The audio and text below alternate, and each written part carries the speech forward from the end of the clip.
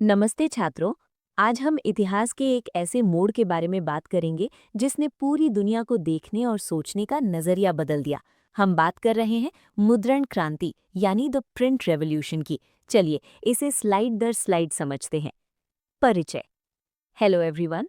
आज का हमारा टॉपिक है 16वीं सदी की सबसे बड़ी ज्ञान क्रांति। सोचिए, आज हमारे पास इंटरनेट है, लेकिन उस जमाने में किताबों का छपना ही इंटरनेट जितना बड़ा आविष्कार था। ये सिर्फ कागज पर स्याही नहीं थी, बल्कि विचारों, कला और शिक्षा के प्रसार की एक अद्भुत कहानी थी।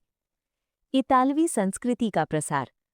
पहले क्या होता था कि अगर किसी विद्वान को इटली की मशहूर मूर्तियां या चित्र देखने होते थे, तो उन्हें खुद चलकर इटली जाना पड़ता था, क्योंकि कला स्थान विशिष्ट थी। लेकिन जब मुद्रण आया, तो विचार और लिखित शब्द भौतिक सीमाओं को लांघकर हर जगह पहुंचने लगे। निष्कर्ष ये निकला कि लिखित शब्द सांस्कृतिक प्रसार का सबसे पावरफुल माध्यम बन गया। मुद्रण से पहले की दुनिया। छपाई से पहले ज्ञान पर कुछ ही लोगों का एकाधिकार था, क्योंकि किताबें हाथ से लिखी जाती थीं, मैन्यूस्क्रिप्ट्स, जिनकी प्रतियां बहुत सीमित थीं।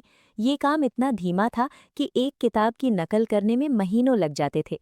नतीजा, ज्ञान सिर्फ चर्च के भिक्षुओं और अमीर कुलीनों तक ही सिमटा हुआ था। छपाई तकनीक का सफर पूर्व से पश्चिम। क्या आपको पता है कि छपाई तकनीक असल में कहाँ से आई? इसका जन्म स्थान चीन है। वहाँ से मंगोल शासकों के माध्यम से ये ज्ञान आगे बढ़ा। फिर जब यूरोपीय व्यापारी और राजनयिक मंगोल दरबारों में गए, तो उन्होंने ये तकनीक सीखी और यूरोप ले आए।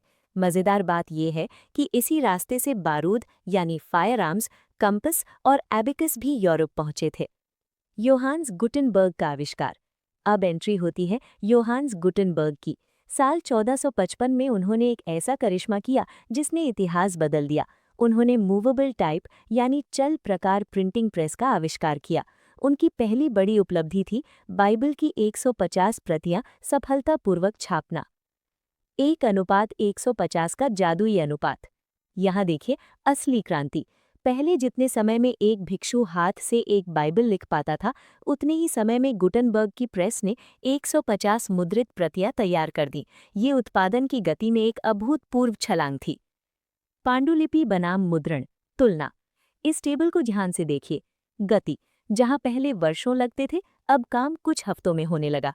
मात्रा, दुर्लभ प्रतियों की जगह अब बड़े पैमाने पर किताबें उपलब्ध थीं। स्वामित्व, पहले किताबें सिर्फ लाइब्रेरी या चर्च के पास होती थीं, अब लोग अपनी निजी यानी पर्सनल किताबें रख सकते थे। प्रभाव एक, शिक्षा में आत्मनिर्भरता। इसका सीधा असर छात्रों पर पड़ा। अब किताबें बाजार में सस्ती मिलने लगीं। पहले छात्र पूरी तरह से टीचर के लेक्चर नोट्स पर निर्भर थे, लेकिन अब वे खुद किताबें पढ़कर स्वावलंबी बन सकते थे। सीखने की प्रक्रिया बहुत व्यक्तिगत हो गई। प्रभाव दो, विचारों का संचार। प्रिंटिंग प्रेस के कारण नए विचार और राय जंगल की आग की तरह फैलने लगे।